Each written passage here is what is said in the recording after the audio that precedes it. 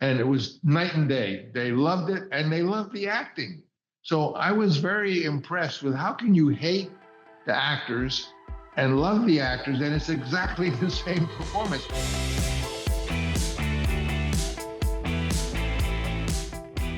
Hello, Blenders, and welcome to episode number 324 of Real Blend, a podcast that will make you an offer for an interview you can't refuse. No, I'm not going to do an impersonation. Can't do Brando. It's too much. But on this week's show, Joker 2 reviews. Francis Ford Coppola joins the show to discuss his career and his new film Megalopolis, which we are also going to discuss in depth. I know we got Kevin's opinion on it. Gabe went to go see it. Jake went to go see it. Sean stayed home. Hi guys, how are you? Welcome to the show. Hey buddy. Hello. Guys doing okay? Hey, we got FCC on the show today. I know, and we were talking before the show started. Wait, scratch that. What? FFC. Who's FCC? The FCC is the person that makes sure that I don't swear on television every day. I do want to share real briefly. We've had an incredible run of guests, but right before we recorded this, we did a really special one. For me personally, we got Andrew Garfield come on the show. It definitely happened. He's joined by John Crowley talking about We Live in Time, and I got to speak to him about Spider-Man, and that's all I really care about. So I'm going to mail this show in, and it's just completely just zone out for the course. Think about speaking with Andrew, and God, he talks so much about Tick, Tick, Boom too, which I love. That movie is so phenomenal. Well, all right, don't give away all the stories. goods. It's not coming out for like 2 more weeks.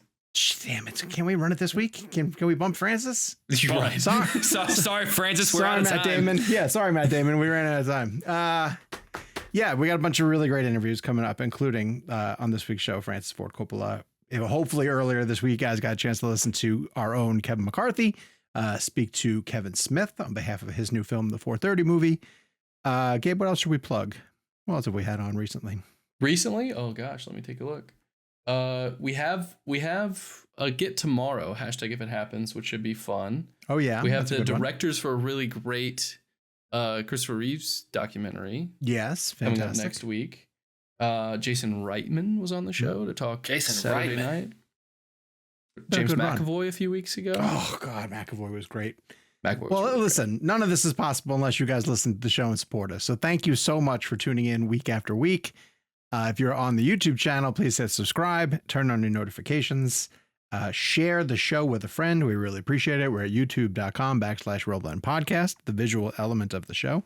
Gabe and I are actually putting together something really fun for October, potentially. We'll talk about that when we're able to. Yeah. Jake, I'll clue you in on that. Yeah, no, I know. Jake could join us if he wants. I'm busy that day.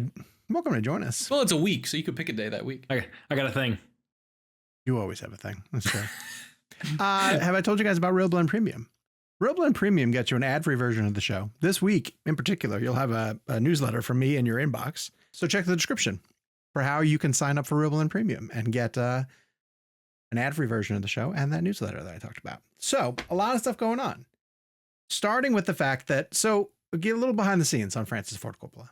The man's an icon. He marches to his own drum. His schedule is, I think, constantly up in the air. But we were told a while ago there was an outside chance that we might be able to get him for the show. And I don't know about you guys, but I probably put it at like a 3. I was like, that's like a 3 out of 10. You know, a chance that it's going to happen, I'm saying. Yeah, likelihood. Yeah. No, not quality. Likelihood. You were like, he's like a 3. A legend? Yeah. If we have time. So when it came together, it was really scary. That was really, I was nervous for that one in a way that I haven't been nervous for an episode, but it was like trying to prepare for it. And Jake, you had a lot more time. When you were going to get him in Toronto, you knew well in advance. You had time to do like a deep dive into his filmography. You started watching, a bunch of his old films. Not as much as you would think. I booked him in person for an in-person interview on a Wednesday, and my interview with him was going to be that following Monday. So less than a week. I had less than a week's notice. I just jumped into as much of a deep dive as I could. Did you watch like something every night kind of thing? Yeah, and they also had I cleared my schedule that weekend. There's nothing like canceling a date and telling her you have to watch The Conversation. I haven't heard back from her. I was saying, at least it wasn't The Godfather, because that just sounds so cliche. Like, I gotta watch The Godfather. Sorry, babe, you gotta watch The Godfather. You didn't want to invite her over for the romantic film that is The Conversation? There's nothing like middle of the day telling your date to shush so you can scribble down notes. Gene Hackman is listening. The best part is she doesn't even know what he does for a living. He's just scribbling notes while he's watching an old movie. He's confused. I guarantee she doesn't know what The Conversation is either. So no. Jake's like, I gotta watch The Conversation. She's like, between who? Yeah. Sorry. That was good, man.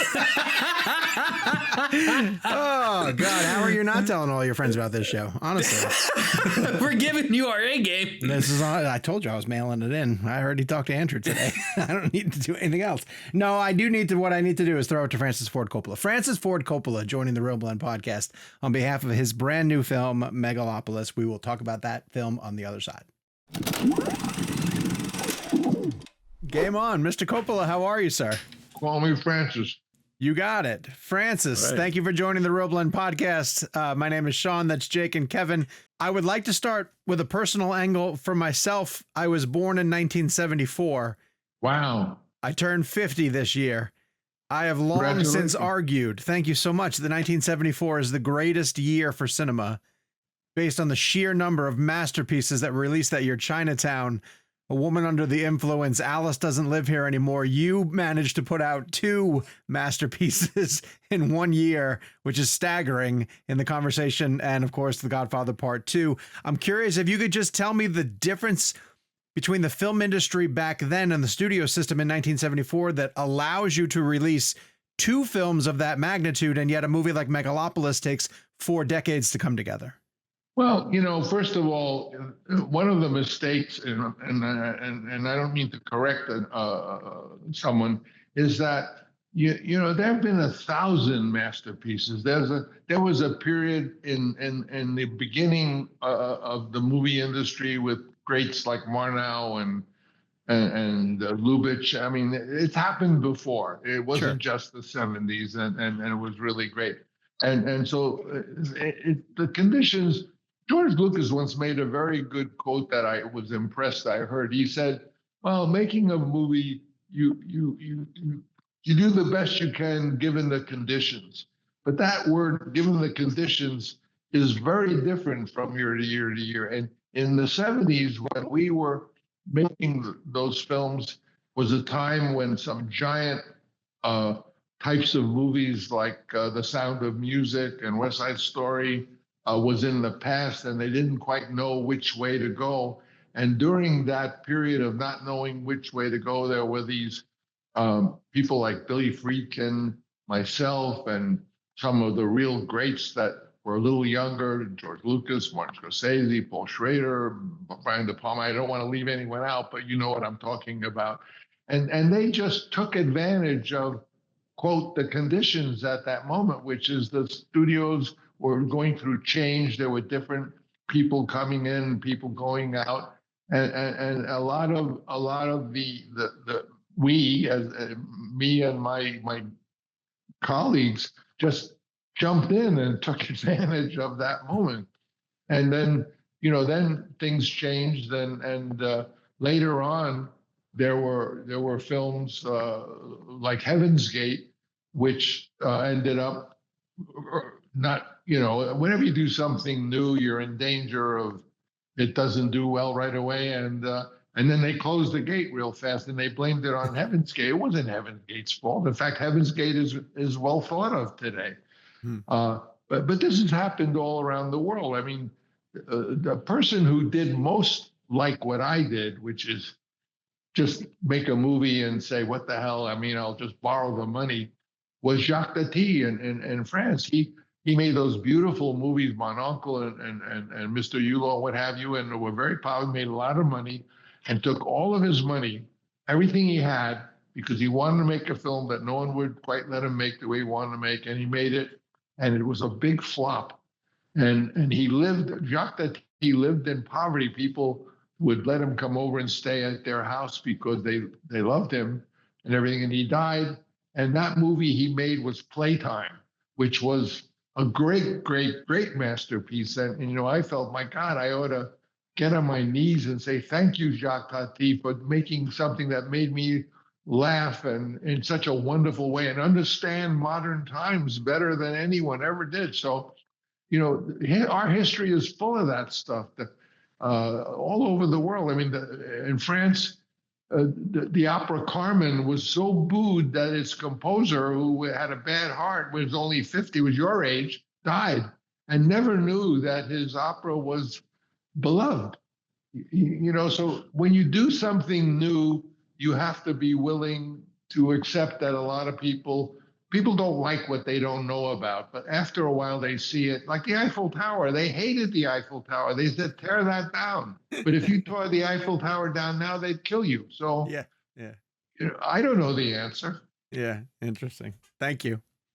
Francis, the moment I saw Megalopolis here in Chicago, I instantly knew, oh, this is a movie people need to see on an IMAX screen as big as humanly possible. I know you attempted to work with IMAX decades ago on Apocalypse Now, and you really wanted to use their cameras for that. But I want you to think your entire filmography, all of your films, what is one moment, one scene, one sequence you most wish audiences could have experienced on an IMAX screen outside of Megalopolis? Gee, that's an interesting question. Let me think. I would say it would probably be something from Apocalypse Now, and it probably might be that incredible shot Victorio Storaro designed, where you come in and you come in with them and you see all those guys painted white in almost naked. Those were, by the way, those people who did that were real Stone Age people. They were not extras. They were Ifugao, what we call the Ifugao. And I remember once those people, they were living there, and there was, you know, they didn't know the Filipino people too well.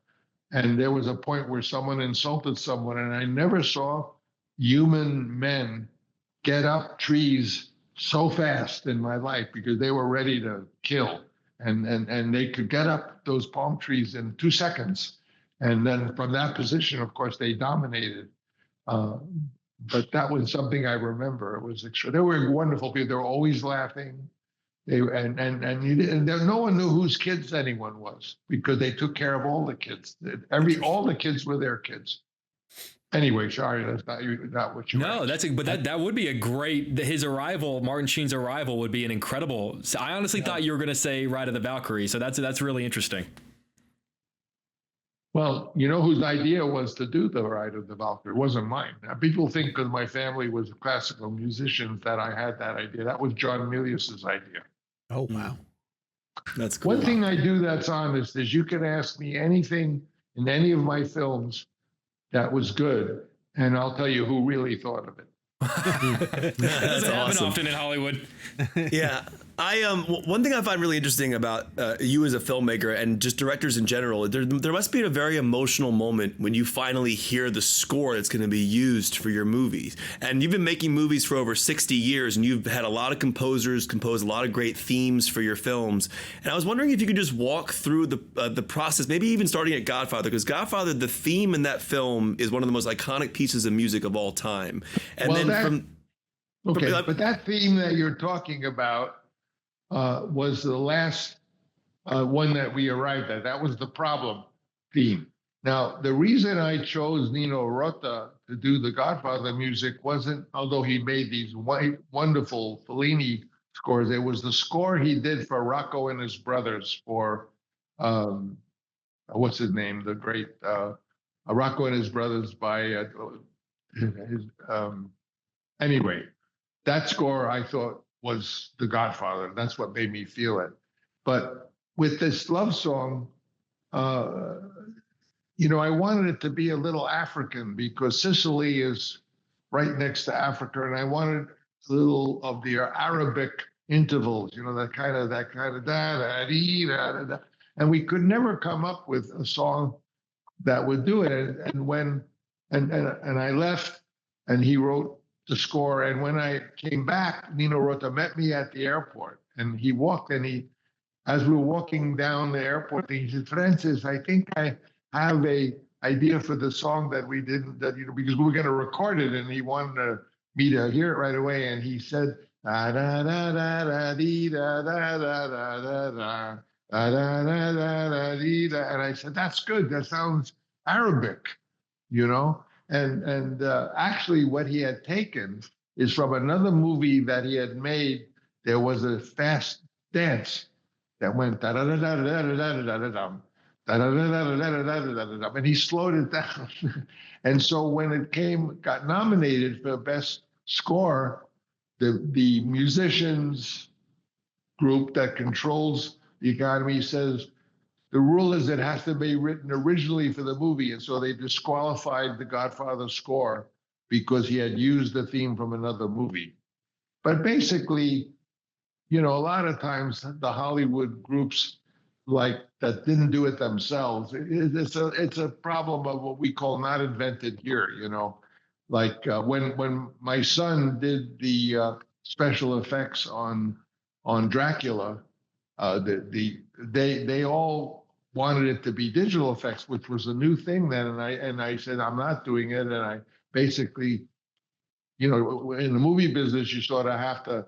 The only way you can emphatically not stop what they're doing if you don't like it is to fire them. So I fired all the special effects people, and I did all the. And when Dracula came up, it didn't even get the hint of a nomination for special effects. Come on! And his shadow when he's going to choke him that is unbelievable. That shot. That's the way don't forget the various trade unions and guilds controlled the nomination process. So the musicians, they were annoyed because Bob Evans was going to have, Johnny Green write the music, and then I ended up with Nino Rota, and Evans tried to take the music out of the picture completely, and there was a period of 2 weeks when I didn't know if we were going to keep the music. So this is the stuff of movie history. Sometimes this great things were not what they wanted. Francis, I'm sorry. Keep going, please. No, I'll shut up. This is a topic of conversation that we love having on this show. It thrills me to no end that we're able to speak to you for a new film for Megalopolis that contemporaries of yours, Mr. Scorsese, as in putting out Killers of the Flower Moon, films like Silence, Steven Spielberg doing The Fabelmans, something that's so incredibly personal to him. We've had the filmmaker Quentin Tarantino on our show often. He comes back on and he is claiming he's going to direct a 10th movie and be finished. He doesn't believe the filmmakers should keep going. If I did the math correctly, I believe that your 11th feature would have been Apocalypse Now. And you had stopped at 10. We wouldn't have The Outsiders or Cotton Club or Peggy Sue or Dracula. Or Rumblefish. Rumblefish, yes, Rumblefish. So I want to hear. Rumblefish was a big flop, but it inspired a lot of young people to be movie directors, which is the greatest award you can get. Well, and I can't. The Outsiders is everything to me. It's a movie that was influential to me in my youth. So, what is your reaction when you hear that an artist, any artist, whether it be a filmmaker or someone, that they want to stop at a certain point so as to preserve the integrity of what they're putting out?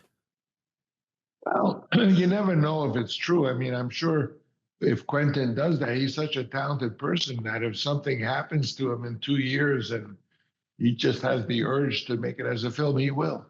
Making a film, it's hard to make a film. Your life is in, and I don't know, to preserve your legacy. I don't care about my legacy. Your legacy is like the weather. In 5 years from now, it'll be, who is Francis Coppola? I never heard of him. Oh, yeah, he made that. I didn't like that. And then years later, the weather clears up. Oh, there was this great guy, Francis Coppola. He's been forgotten. And then, oh, no, it was terrible. It's not important. What's important, the greatest award you can get comes from time. And it happened to me recently. Did you see All Quiet on that Western Front by Edward He asked if he could meet me, and I hadn't seen the film, but they said, "Oh, he's a wonderful filmmaker." And he came, and I shook his hand. He was not a kid, but he was, a very, very gracious. And he said, "I became a filmmaker because I saw Apocalypse Now." Wow. And that to me is better than $1 million check or $1 trillion check. That's saying that I'm part of the film industry. And that's all I really want. I want to be one of the group. I don't want to be the best. I don't want to be the worst. But I just want to be part of it. That's all. And when a young person, as many Latin American novelists and filmmakers told me that they saw that for some reason Rumblefish in Chile got held over for a year and they all saw it. That to me is that's the prize. That's awesome. To be part of that contingent, just like a human being. I mean, to be part of the human species and have grandchildren or children and coming from your grandfather and, to be part of that wonderful process that's a joy. I'm a great grandfather now. Oh, congratulations. That's fantastic. Francis, I'm a big believer that I think that hardships can be incredibly valuable in life because you get through them and then you can look back and go, well, if I survived that, I can survive anything. I recently rewatched Heart of Darkness, which just is a testament. One, it's a brilliant film, but it's also a testament of everything you were able to overcome on the set of Apocalypse Now. And I was wondering if there were moments after that, and even on Megalopolis, where you're having a bad day, things are not going as well as you thought, that it's a disaster in some form or fashion, and you're able to use that experience and go, listen, I survived that. I can survive anything. Well, I can give you an experience that was like that, but I don't know that I made anything good out of it. But it really made me wonder what my life was, whether my life was just all these movies I was making, or was it something more mysterious I didn't understand. Is when I made a film that's not very well known. It was called Gardens of Stone, and the story was about a man who loses this young soldier that he sort of mentored. It was like his son, and I really lost my son on it, and that's what made me say I know that I was like Michael Corleone when I made The Godfather because I had no power and I had to be a Machiavellian type, so there was always Michael Corleone. Then on Apocalypse, well, you described I had to be like a megalomaniac, so I was like Kurtz. But to make Garden of Stone, did I have to lose my son? Apparently I did. But that when you lose a child, that's a 30-year sentence. For 30 years, you wake up and did it happen? And it's the first thing you think of for 30 years. And it was that way for me. But I don't understand is my life that I am really condemned to be living a movie that I'm making? It's all as though I say it jokingly, but it's all as though my life was written by Charlie Kaufman. Francis, one of the things I find really interesting about film, and you were talking earlier about how things that are classic may not have been known they were going to be classic at the time because they, the film history and everything kind of, leads on. But there are moments in your movies, and this might be a very particular thing to bring up, but I've always found it interesting, and I've always been curious if you knew on the day when you shot this scene in The Godfather, when you go from Brando's mustache to that tree and it's like this dissolve. And I'm just wondering, like, that moment I've always found fascinating is visually. And I'm curious, when you have moments like that in your films, did you know you were going to do that before the editing room? And like, are there other moments like that in your career that have been like more happy accidents in your films? No, it's everything, every possibility. In that case, I didn't know. And that maybe was something that the editor found interesting, or someone else said. Film is a collaboration. And a lot of great things that happen in your films is not because you did it, unfortunately. The great line that Clemenza says, leave the gun, take the cannoli.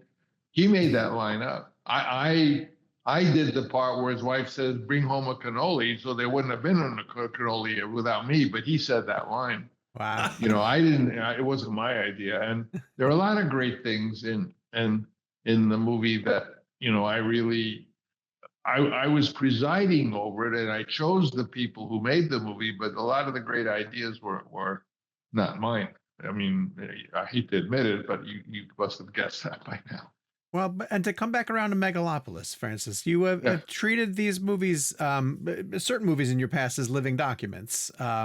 You like to go back to them. You like to tinker with them. So how did you know when this one was finished and ready for release? I knew it was finished when I started writing another script for a different movie that I wanted to make next. Oh, okay. So that's the defining point. Yeah. I knew that Megalopolis was sort of like Apocalypse Now, in that there aren't a lot of films like it. And when you do something new, you get all kinds of reactions. You get people who hate it, people who love it, and it really takes time. Apocalypse Now came out, and as you know, I mean, the big hot picture at that time was the Kramer versus Kramer, and Apocalypse didn't get any attention, and didn't really open well. But the thing about Apocalypse Now is people kept going back to see it, and even with Megalopolis, one thing I hear is, "Wow, I have to see it again." Yeah. Because I don't think it's boring, so people don't mind it. It's only 2 hours and 13 minutes. But when you see it again, have you seen it? You've seen it once, or you haven't? Just once, yeah. And seeing it a second time is different. It plays differently. Even for me, when I saw it in New York 2 nights ago in IMAX, it played differently than I've ever seen. I never saw it completely on IMAX from beginning to end before, and in a good seat, because they had me hidden the first time I saw it. And I really got a lot more out of it on this viewing. So, I mean, I think that what's going to happen with Apocalypse Now is what happened with Megalopolis, is that it's going to be seen and people are going to, movies are illusions. So if you go into a movie thinking it's going to be in the key of G minor, because that's what most movies are, and you get in there and it's really in B flat, the whole thing doesn't work for you. And when a movie doesn't work, the acting is bad. In other words, it's something you don't know. I'll tell you a story. When Godfather II, which had this unusual structure of being both a prequel and a sequel intercut with each other, when we were ready to open it in New York, 6 weeks before it opened, we previewed it in San Francisco, and the audience hated it. They hated it. They hated the acting. They said, "How come these great actors are so terrible?" And blah, blah, blah, blah. I was so depressed. I spent that night under the bed of my house because everyone was looking at what I felt about this terrible reaction. But under the bed, I realized what I had done wrong, that the prequel sequel were sort of 10 minutes of this, 10 minutes of that. And it wasn't long enough. We were yanking the audience out of the story before they were ready. And so to make them 20 minutes would be 129 picture changes, which the editors stayed up all night and were able to do, which was very hard because it was a finished mixed movie. And we previewed it then 2 days later in San Diego, or 4 days later. And it was night and day. They loved it, and they loved the acting. So I was very impressed with how can you hate the actors and love the actors, and it's exactly the same performance, because if the illusion isn't working for you, then you don't like anything, because it's just a lot of pictures on the screen, and you know what I'm saying. So then we brought it to New York, and of course it was a big success, and I learned then that, that audiences sort of have a combination lock number. You have to know it, so that sometimes it's something you can do about it. But with Apocalypse Now, we cut it down, made it short, cut the French plantation out. Nothing we did made the movie work better, except it was shorter. But then 5 years later, people had seen it more and more, and they started to like it. And in those days, you know who owns Apocalypse now. Do you know? No. I do. And you know why? No one wanted it. No one wanted it. And so I borrowed the money. Interest was 21% interest. And I was sure that I was going to get wiped out and lose everything. And I was worried for my wife, who was always so courageous in letting me do these things. And but people never stopped going to see it. To this day, they're still seeing it in making large numbers for 50, 40 years. So I believe that Megalopolis is the same kind of thing where it's not a movie you can easily say, well, I know what that, I've seen a movie like that, so I sort of know what it is.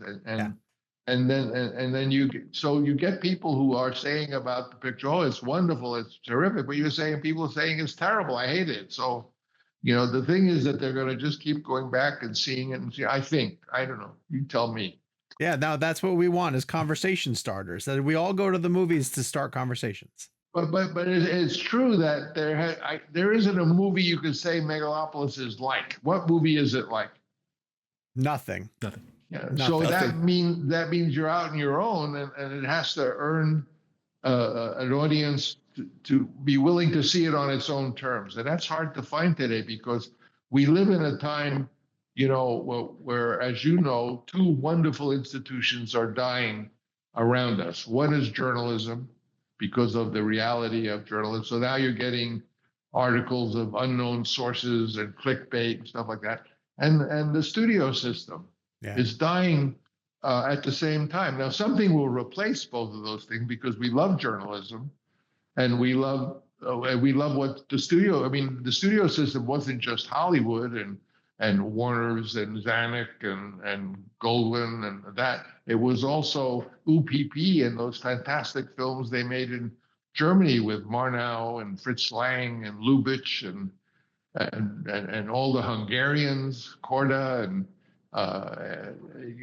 it's a world phenomenon and all around us, journalism is dying, but will be reborn, I hope, and I'm sure. And the studio movie system, like companies like take Warner Brothers, which made the two Godfathers. When I made big successes for them and we won a lot of Oscars, but when I said, will you please finance Apocalypse Now, they said no. Wow. And imagine if they said no, and I was so hot as a young guy who had, as you said, two big things. What would they say to an 85-year-old grandpa who wants to make a nutty movie like? Of course, it was no. Sure. Right. Yeah. And they have to, because these companies have been bought so many times that the big job of any studio head is to make its debt payments, because there's a lot of debt on all the companies, and they're paid a lot of money, but if they miss their debt payments, they get fired. Well, we thank you for continuing to bring things to theaters as much as possible. Well, I love the theater experience, of course. There's nothing as thrilling as I remember going to see Lawrence of Arabia in a theater. I never will forget it. Can you, or Dr. Strangelove. Yeah. Oh. These impressions, you can enjoy a movie on your, a great movie. I saw recently Renoir's French Can-Can, and I saw it at home. It was great. Have you ever seen French Can-Can? No, I have not. Renoir. I met him. I met John Renoir. He was a very sweet man. It's so great to have to meet some of these geniuses. I met Kurosawa. He was. Oh, what? God. You met Kurosawa? Do you remember the meeting? I'm sorry. No. We helped him because he got fired from a Fox picture called Tora, Tora, Tora. They had hired a Japanese director and Richard Fleischer to direct this movie about the Japanese invasion. They fired Kurosawa, and he was very depressed. And George Lucas and I got Paramount to finance his Kagemusha movie, and we met him. He was a wonderful man. Oh my God, that's incredible. Well, this is a story that we're going to tell like that, meeting you. I'm just, I guess. That's part of what it's about. And then someone's going to meet one of you or all of you, and the same thing. We're all part of it. And one thing Megalopolis says, which is the truth, is that our species is a species of geniuses. You can't deny it. When I say that, you know what people argue with after I say that? And they say, yeah, but we can do bad things with that genius. I said, well, what is that? That's not the argument. The argument of why we do bad things with the genius is a different discussion. But do you acknowledge that we're one family of geniuses? And I said, well, I never thought of it. Yeah, they will now. Because if we're a family of geniuses, then our children are valuable because they're going to be geniuses.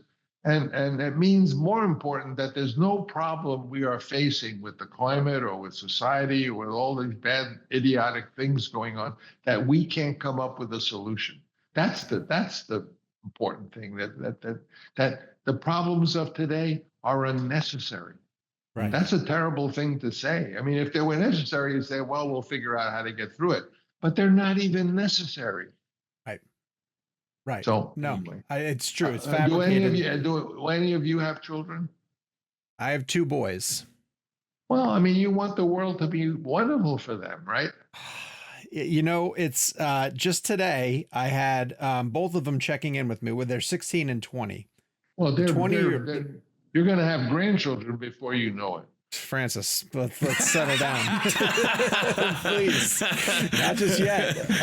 But the 20-year-old was getting dressed up in his first suit. He is putting on his first suit to go to a job fair. And he hung up and just said, thanks, Dad, I love you, as he headed out the door. And I hung up the phone with him, and I legitimately started tearing up because I'm watching this man, a grown man now, leave. And it's a milestone for him, and I'm proud, but he'll always be, he'll always be your baby. So, but you want there to be a beautiful future for the next generation. For sure. Yep. For sure. Okay. Yeah. Me too. We're getting thank thrown you out. guys. That's all on stop time now. Time. Yeah. Okay. This was a dream come true, Francis. We really appreciate your time. Thank you. Thank you. Bye-bye. We would like to thank the legend that is Francis Ford Coppola for making the time to talk about the Real Blend podcast. What I was trying to set up is getting ready to speak to him, how nervous I was, because where do you even begin to scratch the surface of his filmography? How do you even prepare? How do you even, it would be tough to come up with 5 questions, that he hasn't been asked about one of his films, let alone all of them, kind of thing. My takeaway from that conversation, Jake, and I'm wondering if you feel the same way, is that he couldn't have been easier to talk to. Like, he couldn't have been, it was like just plugging in with someone who has just this infinite passion for cinema, and for filmmaking, and probably has, we make this joke a lot between us that we've been lucky enough to do more things than we could ever remember, and to the point where people will bring up an experience and we'll go oh man, yeah, I actually forgot that I did that. Francis Ford Coppola has that times 1,000, he must have more stories from Apocalypse Now than we would ever dream of our lives. And so to get him to just be able to start to open up and tell these incredible memories and this, his experiences was phenomenal. And in the middle of that interview, in a way that I think I rarely have felt while doing Real Blend, I was struck by, holy shit, we're talking to Francis Ford Coppola. Yeah. That was my takeaway in the middle of it, of just stop what you're doing and process the fact that Francis Ford Coppola is on this show that we created. I'm assuming you had similar takeaways. Yeah. And there's something that happened with us that also happened, with me whenever I was with him. And so I, for people that don't know, I was able to speak with him in person in Toronto a few weeks prior to us having him on Real Blend. You'll probably get an Emmy nomination for that one too, I would assume. We'll see. You know how these things are. For people who don't know, Jake got an Emmy nomination for his conversation with Martin Scorsese. So well earned. Jake's having a good year. Thank you. It's a good run. The Coppola package is very good. I recommend it. Thank you very much. And I would not be surprised if you were nominated for it, sir. It would be, but okay. So here's what I want to say. That the Coppola piece that I crafted for my station, I specifically started with him saying, which he said to us as well, call me Francis. Yeah. And I felt like I wanted to start out the story with that, because to me, I find that so fascinating. And yeah, that is such a very human having a human moment shouldn't always be applauded, because like, you know what? He's a human being. We're human beings. We deserve to be treated like human beings. Sure. But to me, that's such a almost like a legend breaking, like it just kind of cracks open the doors, like the gates of Jurassic Park, where it just sort of opens this person. Yeah. And to me, that's the moment where it stops becoming the legend of Francis Ford Coppola and becomes just a guy. Yeah, you just a guy. Yeah. But it's such a tightrope, and I'm curious if you guys felt the same way, because you want to respect why we're there, right? Like, he's giving us the reason we're being given time is because he has a new movie coming out called Megalopolis. Mm-hmm. And so out of respect for that, you want to make sure we talk about that. Sure. Yeah. But I've been equating talking to like a Francis Ford Coppola or you know, you get a Scorsese or a Spielberg, whatever the case may be, to like going to a Rolling Stones concert. I get that you have a new album out, and that's great. And if you want to play a couple of songs, sure. But like, you better play Gimme Shelter. You better play Sympathy for the Dead. Like, there are certain things you're going to need to hear him say, or it's going to be, I mean, I was, I got about 10 minutes with him in Toronto, and I asked my first question. And if you couldn't tell from that interview, he's a long talker. Now here's the thing. Everything he says is fascinating. The man has more than half a century of experience in this industry. He's never saying anything boring. But about 2 minutes into my interview with him, when it's all Megalopolis stuff, there was a part of me that, because I flew myself to Toronto for that interview, there was a part of me that was like, did I fly myself to Toronto to get 10 minutes on Megalopolis? Like, just say Godfather, man. Just say the words Godfather. And I think we've talked about this on the show before. I always secretly curse you that you get these people and they only talk about their worst movies. Well, my and it's happened a couple of times. The Spielberg or the Scorsese interview, which he was great. When I got Scorsese last year, he was fantastic. But I asked a question I was very excited about, which was, speaking of Andrew Garfield, which was which character's soul are you most worried about? Yeah. And you know, your mind goes to all the greatest hits, right? You go to Travis Bickle, you go to Jake LaMotta, Henry Hill. Yeah. and he brought up Silence, which is like probably his favorite movie he's ever directed, and like it's his passion project, and like it's his baby. But again, when you're hoping for Gimme Shelter and you get the new album. Or what was the other one, Sean? When I asked Jodie Foster like a giant legacy question, which could have yielded like a really great answer about anything from her career, and her answer was Nell. Yeah, and I said to you right before, you said you're gonna get Nell. I hope she only talks to you about Nell. I just want her to. And she did. I so badly wanted her to tell a story about being, because you kind of ask a question, you sort of reverse engineer. You're like, well, I really wanted to talk about role X, so like, well, what can I ask to get her there? So I really wanted. Anyway, I got. But it turned out well enough. You enjoyed that experience.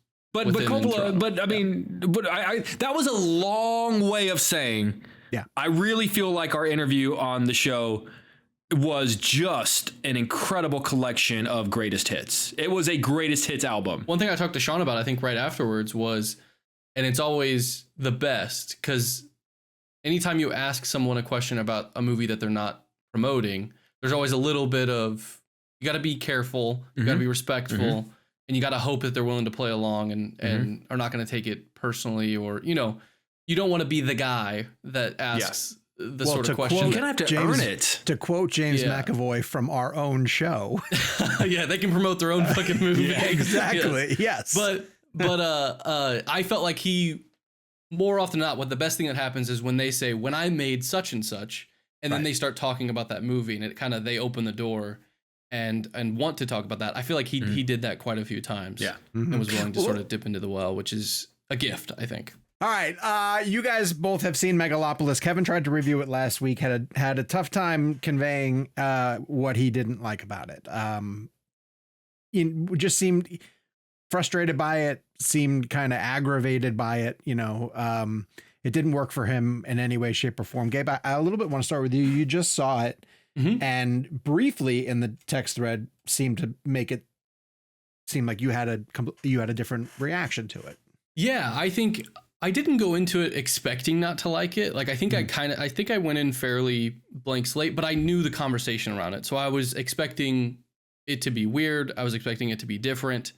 And I wasn't expecting to love everything about it or even understand. The conversation is harsh on it. Like, I think it's too harsh. I think that's kind of what I was getting at I mean, I understand it. Let me put it that way. Okay. I think that there's a lot more to enjoy in it than I was expecting, given the conversation. There's a lot more humor in it. I can tell from, like, I saw it with a just a normal audience at a normal screening last night, and there are times where people are laughing at the movie that is because it's kind of weird and ridiculous. Mm-hmm. And maybe the movie's not asking for a laugh there, but there are times where the movie definitely knows that this is silly and funny, and is being silly and funny.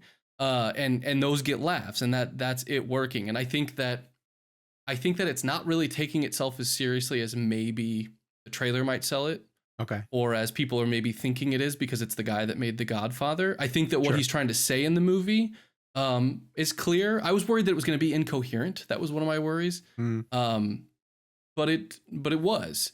And I think that if you're someone who wants to be a part of the conversation or wants to sort of complete that lexicon of what cinema has to offer and what's been done, I think whatever Francis Ford Coppola does, you owe it to yourself to see what he's doing. Sure. But I think that he tries so many new things, whether they work for you or not, good or bad, remains to be seen.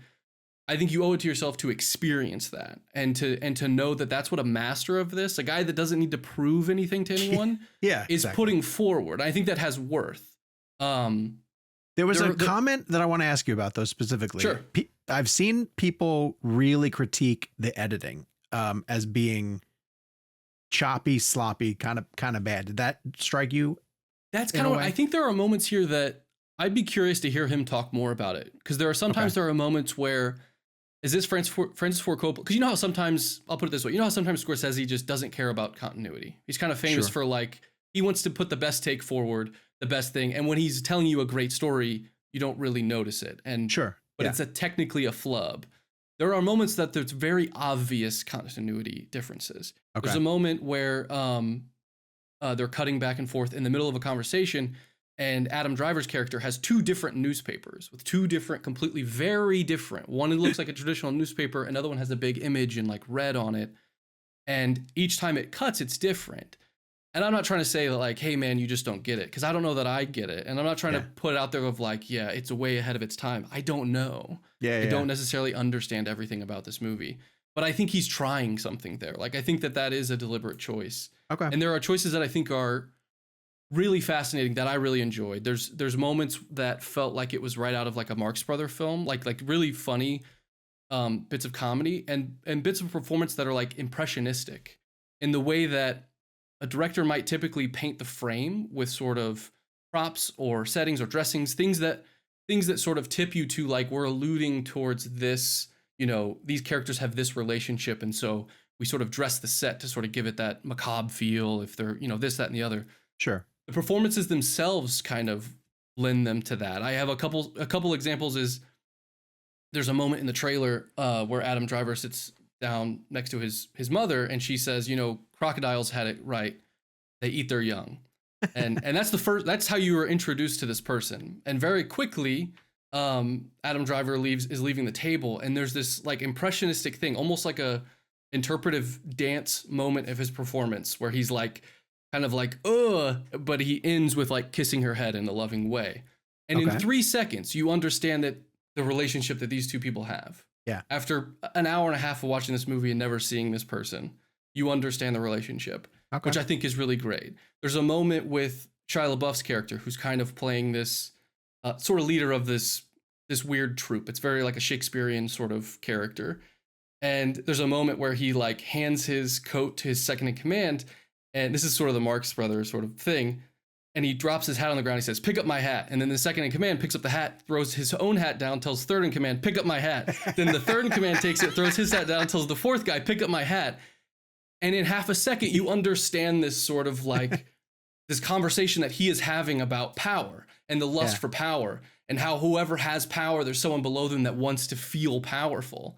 Yeah. And he does that he throws that away. Like it just happens, and it's funny, but it's meaningful. And I think it's filled with really great moments. It is also filled with ridiculous things that I think, I think the sort of internet age that we live in, when something can be sort of perceived as ridiculous, the conversation sort of takes it, and people kind of come in with that, expecting that. And then it just sort of, people have fun sort of making fun of something. There's plenty of this that I think is totally fair. And I totally understand why someone would leave and be like, the memes that we've been sharing and talking about, I don't think are unwarranted, I guess is what I'm trying to say. Right. But I went in thinking like, man, I wonder if there's any reason to watch this or if I'm going to get anything out of it. And I got a lot more out of it than I was expecting, which made it more enjoyable. I'm curious how Jake, I haven't heard what Jake's thoughts, so I'm dying to know. In the spirit of Megalopolis, I'm going to speak in a pretentious metaphor. Exactly. There's this thing this mistake that I've made a couple of times, and I'm sure you guys have done this or at least can relate to some degree. Do you ever, you have an interview coming up, maybe it's like 3 or 4 weeks away, and you get a screener for the movie, and so you watch the movie 3 or 4 weeks in advance of doing your interview, and you scribble down all your notes, right? You got all your notes for all the interviews, and you kind of put it aside and you say, okay, I'll come back to that when it gets closer.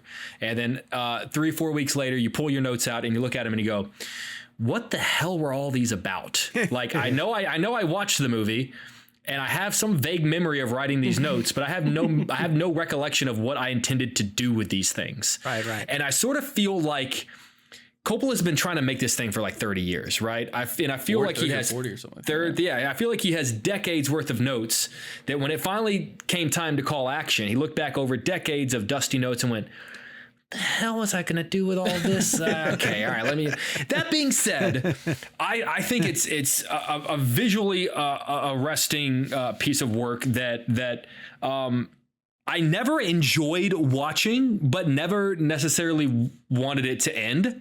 I kept going, okay, like I don't like this, but keep going. Like let me see what else you got. I do think every single actor was in a completely different movie. I don't think any of them ever really sat down collectively as a group and all agreed to come at this from the same place. Right. In a weird way, I actually feel like, Gabe, and I'm curious if you agree, I feel like of the entire cast, Shia best understood the assignment, as the kids say. Yeah, and I think his character is just the most straight. Well, that's not fair to say the most straightforward. I think the parallels of his character to like the conversation around politics in our society right now and sort of all of that is very, I think, more obvious than everyone else. Yeah. And he gives a great performance. I mean, but it's kind of a traditional, like, it's a very large performance, which is not to say that's hard or easy. I don't mean to disqualify it, but he gets a lot to chew with, like lots to chew on with what he's given. But I agree. I think so. I will say this, that when the movie ended, and Gabe, maybe I'll put the spoiler alert stamp on this. And Gabe, if you feel like this is cuttable, we can cut this part out. The end of the film, in which this architect who really just wanted to craft a better world is left feeling very reflective after fighting the politics of it and fighting the money side of it and kind of coming across all of these obstacles that he had to overcome in order to build this greater world, right? And he's left being very reflective and says something along the lines, Adam Driver does, of I have so much left to say, but I don't know how much time I have left. And there's a moment that indicates that his young daughter might just be as talented as he is. And then the movie ends. And so at that, even though I didn't necessarily enjoy the process of watching the movie, when it was over, I couldn't help but feel like this is a little bit of Coppola being just reflective about the process of who he is as a storyteller. The fact that he's an 85-year-old man who still has probably a dozen great movies in him, but is getting, as Scorsese is, very reflective about time, but looks at his daughter, who is an incredibly talented and accomplished filmmaker in her own right, and maybe looks at her as, I may not have the time to tell all the great stories left in me, but they will be told in some form or fashion by the talent that my daughter has. And I choose to believe that that's so in a weird way, it made me like Megalopolis more because I choose to believe that, like, in a weird way, Coppola's doing a lot of things here, but if this is also his weird sort of autobiographical epilogue, it kind of makes me dig it more. I think a lot of it is that, and I like having this conversation because I feel like you're highlighting things that I didn't notice, or making it more clear. Which you remember that, because remember it shows that the young daughter can do what Adam Driver does. Does it show that? Mm-hmm. That she can stop time. Okay. I remember this. I'm curious. Well, I want to dive more into the ending with you. Sean hasn't seen it yet. But sorry. No, it's okay. I apologize, Sean. No, I don't think you can ruin this movie yet, to be honest with you. That's fair. I think that it's yes, I think it's very much a reflection on that. I think he would say that it's not just about himself and his daughter. I think the conversation he's trying to have around it is largely like, we are all Adam Driver. We're all capable of being Adam Driver's character in this, of creating whatever it is in our world and in our life. And we can do that in a way that allows whatever comes next to pick up that mantle and continue. Yeah. But what's meaningful is not to build it, because whatever is built will fall, but it's the questions that you ask so that those questions remain in whoever goes on. Like, I think that's largely what he's talking about, which is kind of a beautiful sentiment, and it's done in a way that is totally weird. And yes, and that's the thing. I'm not gonna come on this show and try to pretend like I was just in awe of this theatrical experience that I had to be a part of. Like, a huge portion of my theatrical experience watching this was me going, the fuck am I watching? It's a movie that anytime I hear, like, from now forever, anytime I talk to someone who says they saw it, I want to know what they thought of it. Does that make sense? I want to make one more quick compare, because I am, to your point, Sean, I'm getting just a little frustrated and annoyed at the joy that people are finding in ripping this movie apart in a similar way that I got very frustrated at the amount of people that found joy in Kevin Costner's failure with Horizon. Like, you have two really great filmmakers who are literally paying their own money to be able to bring their dream to the big screen. Sure. I don't understand why the failure of those movies is something to laugh at. Like, you should be cheering for those things. You should be like, whether you like them or not, if you're a fan of the filmmaking process and of movie going, and if the current conversation around movies is fundamentally broken, though. Yeah, like, you're 100% right. You're 100% right. Yeah, it's almost like people go into them more to lampoon what is being put forward, whereas, not to get pretentious, but like back in the 70s when Coppola started, this was a revered art form. Yeah, and you would commend a director for making challenging things, for making big swings. And now it is almost like mainstream audiences want their stuff to be pre-chewed, and the conversation fed to them that way. It's also, I think, just like, it's a bit reductive. Like, people always say, like, we want original because franchises are kind of running the gambit right now. Sure. But we know that is not true, because when there is a good franchise movie, people enjoy it and they turn out for it. And people say, we want something original. Newsflash, spoiler, this movie is like nothing you have ever seen before. Yeah. That doesn't mean that it's good. It doesn't mean that you're going to like it. There's literally a live human element to the movie. Yes, but it is like nothing you have ever seen before. And it's getting sort of blasted in spite of that. And so I think that I think people's sort of perception of that is a bit reductive, in thinking that it just needs to be original versus, as reductive as this is, it just needs to be good. Well, and I think that it's, to Jake's point, I think at some point you just have to admire that we get to experience this, that this much money was spent on this movie with complete creative control by someone who's been this influential in the art form. Regardless of what happens on screen, it's fascinating to see unfold. And I feel the same way about Horizon. And I think it's honestly a bit of a travesty that we might not get like the end of his, whether you liked it or not. Yeah. Like, Kevin Costner's earned the right to be able to tell his dream story. There's something, he cut himself off at the knees with that a little bit by announcing this is part 1 of 4. I don't disagree with, but I mean, you could tell by the end of part 1 that bravado, he invited himself to be kind of chastised. Do you think that was a play for like, this is a franchise? Like trying to get ahead of it, of like, is an original Western gonna get any buzz versus saying like, hey, you're gonna get to watch 4 movies. Like, but you know what? What's crazy is that like, even if he just kept it at 3, like to me, 3 is much more digestible than 4. Yeah, Well, 4, yeah. I think the problem is they took it out of his hands and he knew he didn't have an ending. So he had to get ahead of that narrative and almost say like, there's more to come because what I'm showing you is going to clearly just end and there's a lot to be left to be resolved sort of thing. This is a much bigger conversation about the serialization of I didn't mean to go on a soapbox rant. No, but what I found it to be really fascinating that we're about to transition into Joker, which is trying to do this originality inside of a franchise that we're talking about. So, and is getting rejected. Wait, can I, before we move to Joker, can I ask Gabe a quick question? Go ahead, yeah. Did you you didn't have the live element in your Megalopolis screening? Did you know? Can I tell the story of mine? Sure. Yeah. So really quickly, if you're unfamiliar with what I'm talking about, there's a moment in some screenings of Megalopolis where a live person is supposed to come in, like a press conference, and ask Adam Driver a question. And Adam Driver is supposed to sort of look at the person where the person's supposed to be standing, and it's like he's talking to him.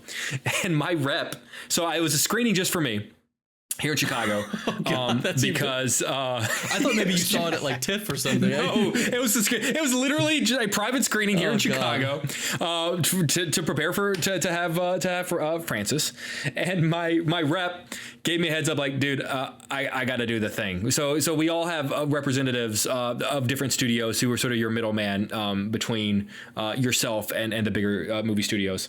And this really cool guy here in Chicago, Pierce. I consider him a friend. He goes, just forgive me whenever I have to like get up in the middle of the movie. And so in the middle of this like crazy ass movie, I just hear this guy like shuffling downstairs, and then he gets into position and like has like this, he unfolds this paper of things that he's supposed to say, and then he realizes that Adam's looking at a different part of the theater, so he was in the wrong spot, and all of a sudden I just hear, fuck, and then he like goes over to his spot and then starts. Now, see, I'm upset I didn't get that. I so feel what like did you get? Is it factored into the movie now? It's just so it's a press conference moment in the movie where Adam Driver is answering questions, and the idea is that someone in the audience is one of the people asking a question, and so but I was curious what Gabe got, since they're not doing the live element. Oh, I'm sorry, I misunderstood. I assume, because your person didn't actually say it; they just sort of act out the question that's had, right, Jake? Like your rep? Yes, correct. So yeah, I think all the difference is it's just the shot of him. There's no shot of who's asking the question. Okay. And the frame does come down to this like if you picture, the full frame, it comes down to like the bottom third, maybe in the middle, like a tiny little window of the scene, which is interesting. And again, I think that's a great example of what I think this movie does constantly, which is it can feel disjointed. It can feel like the actors aren't in the same movie, but I think it's just trying new ideas all the time. And I think that's just an interesting idea to infuse theater. There's so much of this movie that feels like a play, whether it's the way it's written, it's very Shakespearean, and there's like soliloquies and things like that. And I mentioned, I'm trying to think of an example of like a Shakespearean character. Jake, maybe that Shia LaBeouf's character very much plays.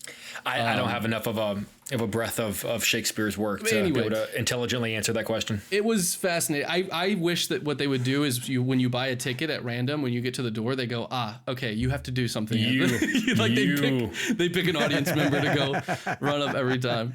But yeah, the last thing I wanted to say is that my review of it is I think you should see it. Like that's all I can understand about it. I think you should see it.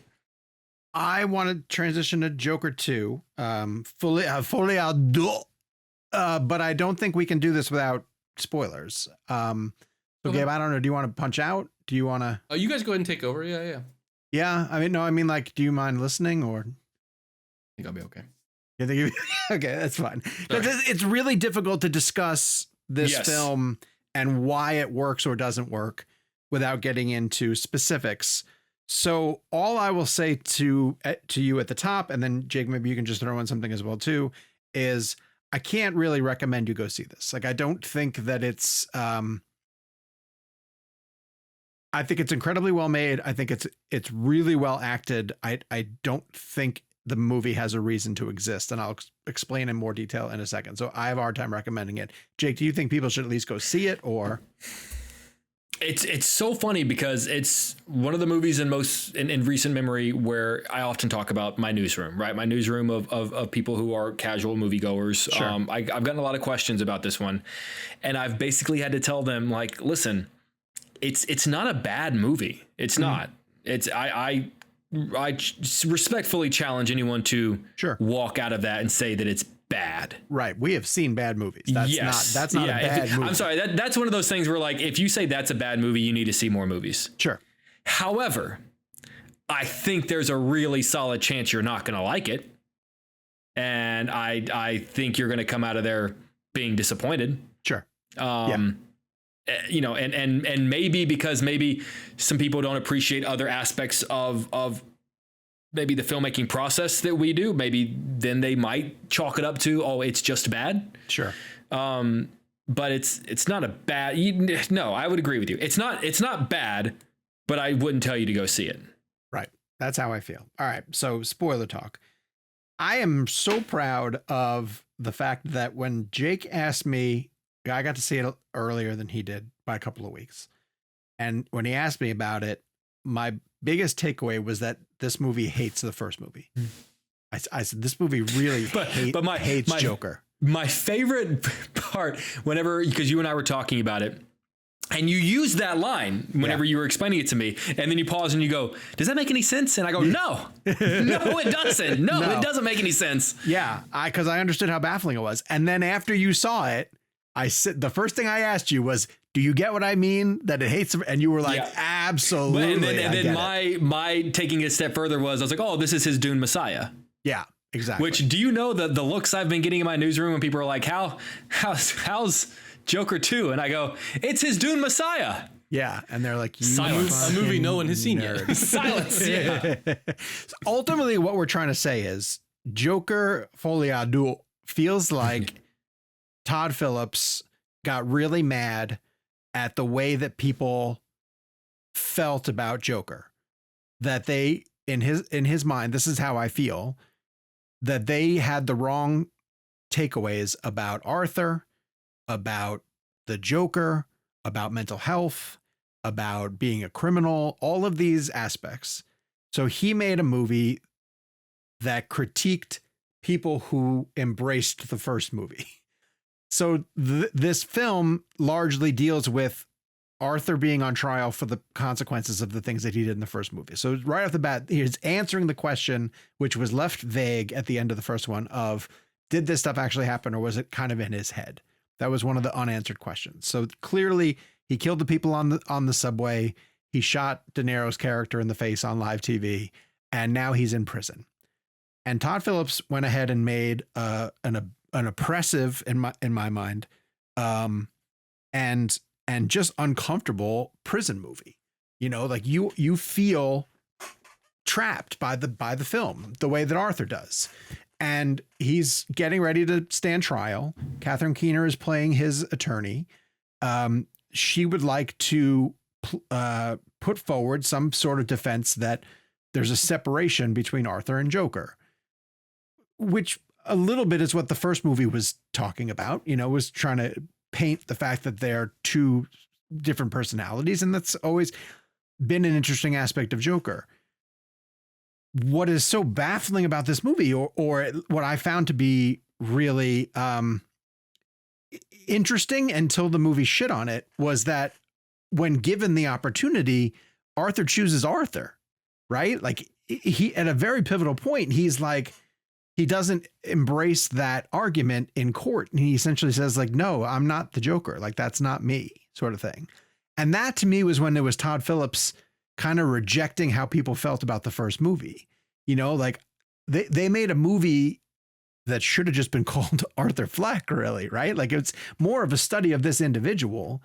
And then that's how I a little bit felt that the Gaga stuff was underserved, because her version of Harley is someone who's obsessed with the Joker personality, which I think is a good way to get into it. But when Arthur chooses Arthur, she gets lost in the story. Like that, by that point, the story kind of loses her. So I almost felt like we suffered through the torment of the first 1.5 movies to be told by the filmmaker, you're rooting for the wrong person, you know? Is that the right takeaway? Did you feel that at all, or am I kind of lost on that island? Well, I mean, I think it's, to your point, in that pivotal moment where Arthur basically says, like, there is no Joker. Like, I did these things, and you know, there's this you know, I'm going to use a Dune term, this Messiah that you're all worshiping. Doesn't exist, and he's me. And I actually do think it's interesting that at that moment, Lady Gaga Harley kind of checks out. She's like, oh, well, then, you know, and all of like the bros who are kind of following him check out. And I do feel like that's Todd Phillips being like, listen, if you were a part of that audience for the first movie that cheered when Arthur shot Murray in the face, right, you're reading it wrong. Like you are not getting. And the reason I keep calling this like Dune Messiah is because Frank Herbert had to write Dune Messiah because people misinterpreted Paul Atreides as a hero. Right. And he basically went, you do not get what I'm trying to tell you. So here, let me write another book to really drive home my point. And that's why I feel like this is kind of just sort of an epilogue that just drives home like, hey, if you happen to be... Now, for me, I didn't find that revelation as interesting because I didn't walk out of the first Joker seeing him as a hero. Right. So this big revelation, oh, he's not a hero, was not shocking to me. To me, it was like, oh, I get who you're talking to, but who you're talking to ain't me. So hero is the wrong word, I think. I think they more painted him as a symbol, right? Like hero means he's standing for something good. Symbol to me, like with Joker gives a bad element an excuse or a motivation for bad people to do bad things. Yeah. And I do think that there's an interesting element of both of these movies that he's being put on a pedestal by a criminal element, you know, and that they're showing up at the court to sort of champion him. Yeah. And that they get upset when he rejects that aspect. Right. But then what I think the cardinal sin that this movie commits is, why are you setting this in a Joker, Batman, DC world at all? Yeah. Like it has nothing ultimately to do with those central characters. In fact, goes out of its way to kind of reject any connection to those central characters. And the inclusion of Harvey Dent in this movie, who's the district attorney who is trying the case against Arthur, is in it just because you'd assume that's who Harvey Dent should be. Even Todd Phillips said, I have no interest in Two-Face. Like it had to be. He's like, who else would the prosecutor in Gotham City be? It has to be.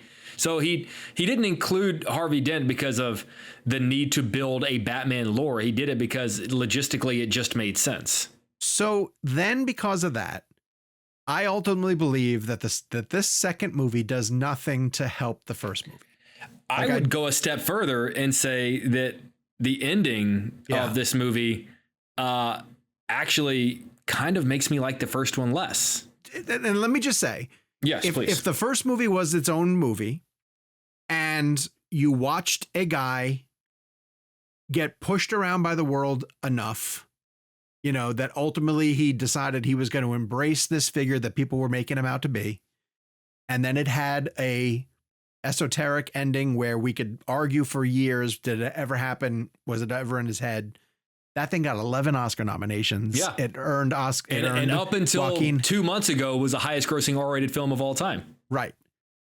I just said, you shouldn't touch that. You know? Yeah, leave it alone. Leave it alone. Because in my mind, I always, after the first movie ended, and I'll never forget us all being in that bar at the Four Seasons, sort of just breaking down this movie, me, you, and Kevin and Gabe. Yeah. And for me, it was less of a matter of, did it really happen? Because I thought, well, of course it really happened. My mind was, man, how do we get from that moment? Because the last image we get of him is him running rampant in Arkham, which is such a great image. Yeah. And so my mind goes to, damn, what happens between that moment and the moment he's going to come toe to toe with Batman? Because by nature of who he is and the city that this story takes place, he's going to meet Batman. He just has to. That's the reason this story happened. That's the reason we're even talking about this guy in the first place. Right. Because eventually that guy is going to beat Batman. And that was just such, I never wanted to see it, but it was so cool to imagine. Sure. Right. Now what we've been taught is he never does because he's not the Joker. Right. Exactly. Because he is. And I remember when the first movie came out that there were rumblings of, well, what if he's not the Joker? Sure. And what if he's the guy that is the symbol for the Joker down the road? Sure. And that was a fine theory, but I chose not to believe it because I wanted to choose. This is one of those things that's like, well, like it was answered for me. And I didn't really want that question answered, but it was answered. And now I don't like the ending. And in fact, the ending actually kind of, because now it's like, what am I going to do? I'm going to go back and rewatch the first movie about the guy who's not actually the Joker. Right. It does. Now we have, instead of having one movie about the Joker, we have two movies about a guy who's not the Joker. Yes. Right. That's exactly what we ended up with. We went through two movies to reach the conclusion that this guy we've been watching this entire time is not the Joker. It reminds me of there's that great story. I think it was a buddy of mine went to go opening weekend of Friday Night Lights. And if you've ever seen Friday, here's the deal: Friday Night Lights is based on a true story. You have to take it. It's a great story, but it ends with, and I think it's a great ending. It ends with the team losing. In state, they lost by like a yard, the big game, and then there's the title cards of what ends up happening to all these guys, and the final title card is the team ends up next year one state, and the guy in the audience goes, "Why the hell didn't they make a movie about those guys?" And so it's sort of like if the end of this is actual Joker, because you see the guy cutting the smile into his cheeks, it just makes me want to go, why the hell did you make that movie about that guy? Two movies. Two movies. Two movies. Why'd you make two movies about that guy, Todd Phillips? You made a movie called The Hangover, but it wasn't about none of these guys were hungover. At the end of the movie, they start drinking. It's a guy on another hotel roof. Now, we have had this argument briefly between the two of us. I still don't even think, this is for people who are deep in the weeds and have seen the movie, I don't even think that the guy who cuts his face at the end of the movie ends up becoming the Joker. But I think the argument of the movie, especially in a movie that takes the identity away from Arthur Fleck, is that you'll never really know who the Joker is. It's just always going to be a bigger symbol that gets passed to the next person, to the next person, to the next person. Because Todd Phillips doesn't care. He also doesn't care. Because keep in mind, the events of this movie, even though it's been, 5 years since the first movie, the events only take place 2 years after. Okay. Still, Bruce is still very young. Sure. So by nature of the guy who cut his face is still maybe there's not as much of an age gap as there would have been with Joaquin, but there's still a pretty significally age gap between the guy who cut his face and the kid who will inevitably become Batman. Right. Maybe. Who the fuck knows? Maybe he won't. I actually now hope we get a Joker 3. I hope there's 3. This time we mean business. This time with 100% more Joker. But the funny thing is, I think Joaquin's amazing. I think he's fantastic. Great. And that's why I refuse to say that this is a bad movie. The cinematography, I think, should be among the conversation for Oscar consideration. It's one of the most beautiful films. Yeah. That's going to be projected onto a screen this year. Breathtaking in some elements. Joaquin, maybe like the luster is gone because of how shocking it was to see this performance 5 years ago. Sure. But Joaquin is just as good in this one as he was in the first one. Yep. I think Gaga's fine. I think she's a little underutilized. I just don't think she has as much to work with. Yes. I don't think it's anything of her problem. I think the script lets her down. Yeah. I really dug the musical element for a bit. And then it became very long in the tooth very fast. I would say through the attempted jailbreak out. Yeah. I was like really into it. And then at that point I was like, okay, I understand. Yeah. I get it, but you don't have to keep doing it. And the fact that at the end of the day, half of the movie is a courtroom drama with the Joker. Like I I just have no interest in that. Yeah. I have no interest in a courtroom drama with the Joker defending himself. Well, because it didn't really go anywhere. Yeah. It's unfortunately. So, all right, listen, call to action. Did you see Joker 2? Hopefully you did by the time we got to the end of this conversation. Yeah. Sorry. Head to the comments down below the YouTube video. Let us know your thoughts. Let us know, give us your quick reaction, quick review of the film, thoughts on Joaquin, thoughts on Lady Gaga, thoughts on whether the movie should have happened. Specifically, if you're going to put thoughts about the ending, please put some sort of spoiler warning. We don't want people to give away the things that happen in the end of this movie. But yeah, tough one to recommend, man. It's just a sad movie. That's a bummer. And honestly, that was probably my most anticipated of the fall. Yeah. I got you. Now, just out of Thank God for curiosity, Conclave. which would you recommend first of today's 2 movies that we discussed? I don't Joker 2 or Megalopolis? I don't know. I didn't see Megalopolis yet. I'm asking Jake. I would say Megalopolis just because I'm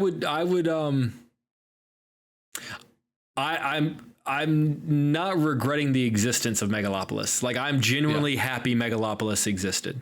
Here's what I say. I enjoyed watching Joker more. Yeah. And there was even a moment halfway through Joker where I leaned over and looked at Kevin and went, I'm digging this. I'm into it. It lost me in the back half. And so Joker is a more enjoyable movie. But if someone gave me $100 million to throw at one of their box office, I'm giving it back to. You were digging the Folie. You didn't really care for the Deux. Around the it lost me. It became Folie, Deux. Follow us on social media. At Jake's Takes, at Kevin McCarthy TV, at Sean_O'Connell, at Gabe Kovach, and the show is at Real Blend. As mentioned, we have a bunch of really fun interviews coming, so make sure you keep it here. Subscribe, turn on your notifications, share the show with a friend, and until next week. Why didn't they make a movie about that guy? Night, bitch. Guys, we're a third of the way there. Now we just need Lucas and Spielberg. Yeah. Well, De Palma? Scorsese. I'll throw De Palma in that. We need Scorsese. All right, so we're 1/5 of the way. Yeah, we're not. We got a ways to go. We got a long way to go.